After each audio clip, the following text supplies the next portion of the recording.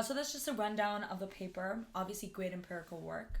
A lot of important conclusions. So I'm wondering what you think, because you are from Bangladesh. You've seen how these NGOs and microcredit organizations work out there in poor villages.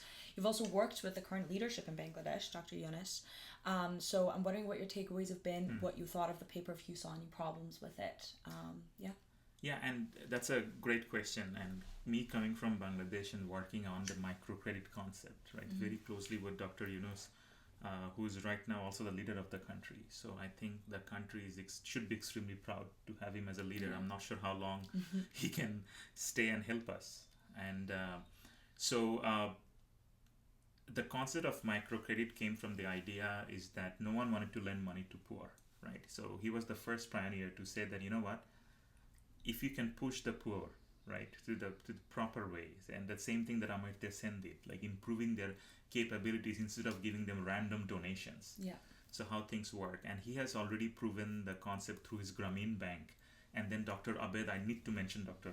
Fazle Abed also from BRAC, right? And he probably also deserves a Nobel Prize, like Dr. Yunus, to be honest. He did the similar thing, maybe even more, who knows? And some people say that.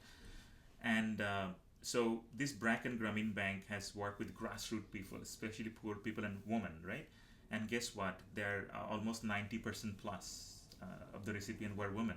Yeah. And as a group, right? Group loan. And not only that, about more than 90% is the recovery rate of the money that's from the what poor. we talked about. I was going to ask that actually, the fact that they, all of the studies, because there's a lot of survey studies as well, that they looked at poor women and gave those loans to them. Yes. And it worked a wonder. It worked really well. It built a lot of trust.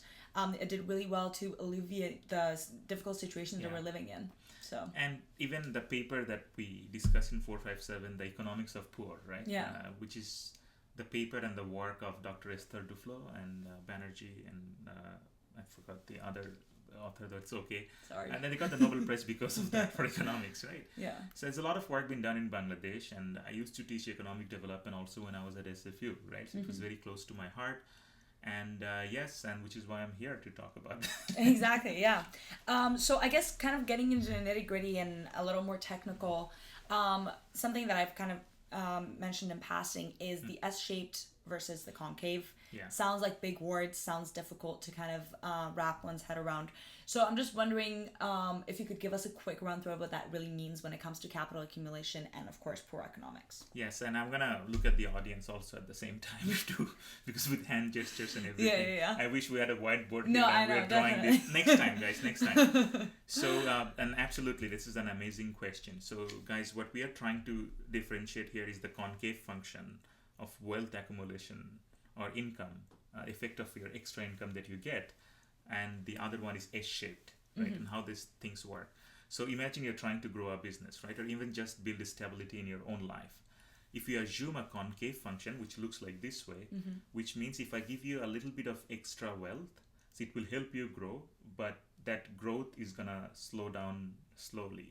And which is the typical new classical model we normally see in economics based on diminishing marginal return. But this paper says, hold on, right? So what is the S shape, which looks like this, reaches the threshold level, and then like maybe a massive growth after that. So it doesn't start like this, concave right at the beginning.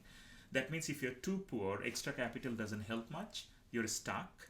But once you pass that certain threshold, if you can figure that out, suddenly capital becomes very productive. So then it can become a concave shape after that, and you start growing fast.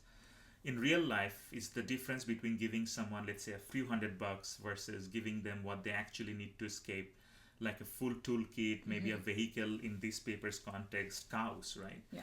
And training, stable housing, which is a Canadian context.